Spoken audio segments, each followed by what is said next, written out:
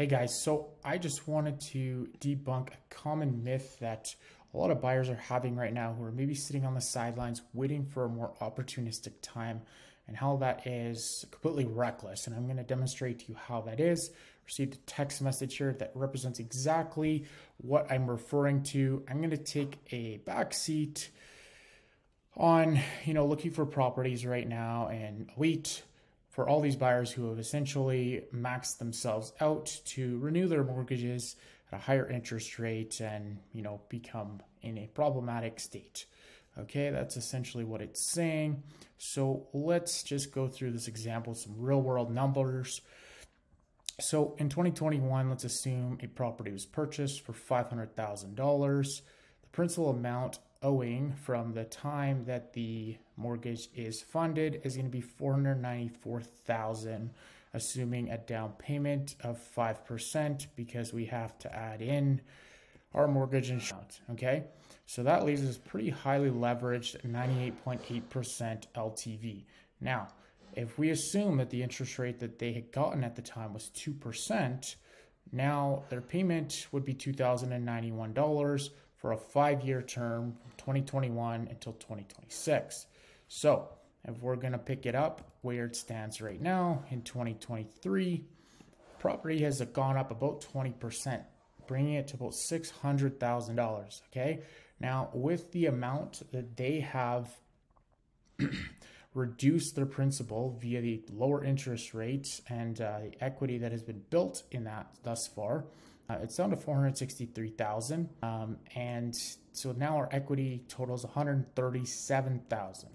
Okay, what does that mean? Well, now that means our LTV, or loan to value, is at 77% in just 2 years. Now I understand that the market has been moving extremely quickly, but that is just the nature of how things are.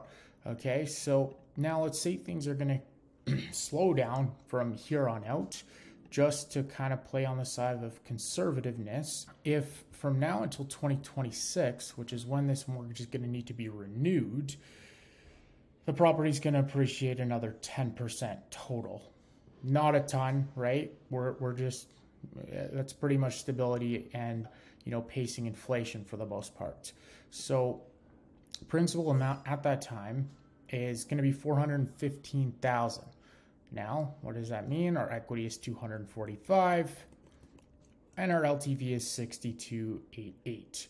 Okay, if we're going to come renew now at 5.5%, and we say, oh, that's a huge increase, and our payment is now going to be $25.33. It's not quite as substantial as a lot of people may think. Now, why is that the case despite the interest rate rising 3.5%?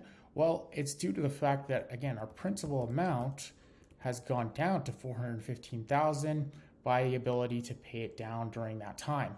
Okay, so if that is still too much to stretch the budget, then what we can do, we have a lot of flexibility because our LTV is 62.88. So as long as we have a minimum of 20% equity in the property or 80% LTV, that's where we can refinance to, meaning that we can stretch out our payments over a longer period of time and basically pull equity to decrease our payment and make it affordable.